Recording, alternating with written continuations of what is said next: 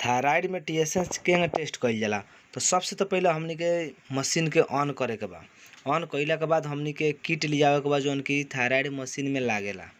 जैसे कि ई किट बाटे और ई किट में से हमनी के खोलला के बाद निकालल जाई मशीन में लागे वाला किट और एगो बफर एक छोटा सा भाइल हउवे जौन की अपने देख सकतानी लगन। ई भाइल के हमनी के सील तूर के रख देवे के बा। ओकरा बाद में हमनी के ड्रॉपर निकाले सैंपल जैसे कि ताने खातिर हमनी के ठीक रही। तो ई हमनी के ड्रॉपर बाटे और एमे से एक ड्रॉपर निकाल के रख लेवे के बा। ओकरा बाद जैसे कि हमनी के ड्रॉपर निकालतानी सन, ड्रॉपर निकाल के रख लेनी सन। ओकरा बाद हमनी के का करे के बाटे कि जौन हमनी के सैंपल बाटे और ई किट रहल, ई किट हमनी के TSH के किट हउवे, यही से हमनी के चेक कइल जाई। ओकरा बाद हमनी क्या करे के बा मशीन में पहले ऑन करके मशीन में हमनी के पेशेंट एंट्री कर देवे के बा। जैसे कि नाम लिख देवे के बा। जैसे कि ई पेशेंट के नाम है नंदनी, तो एमे हमनी के नंदनी लिख देवे के बाटे।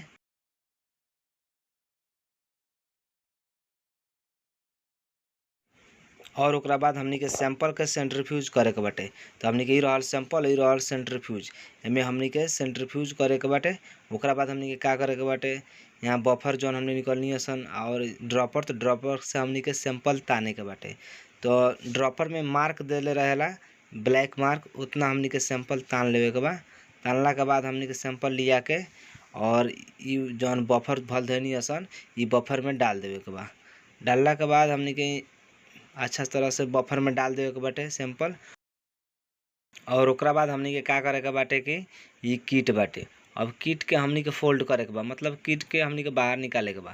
तो यहाँ से फोल्ड होई, यहाँ से देख सकतानी लगन यहाँ पर चिन्ह देला बा। ओकरा बाद फाड़ला के बाद हमनी के यहाँ किट निकल गइल।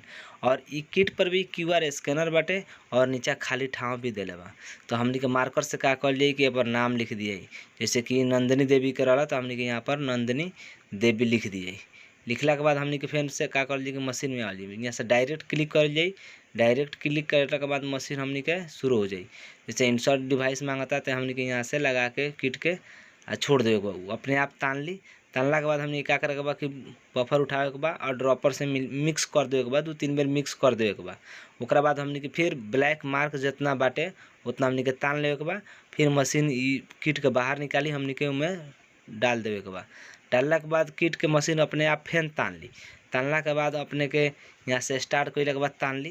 तानला के बाद हमनी के वेटिंग में डाल दी। 15 मिनट वेट कइला के बाद हमनी के रिजल्ट कुछ दे दी और ओकरा बाद यहाँ पर प्रिंट दाबल दी। यहाँ से पेपर निकली, हमनी के रिजल्ट के पेपर निकल जाई। तो यही लैब में चेक होला। नेक्स्ट वीडियो में T3 और T4 हम बताएं।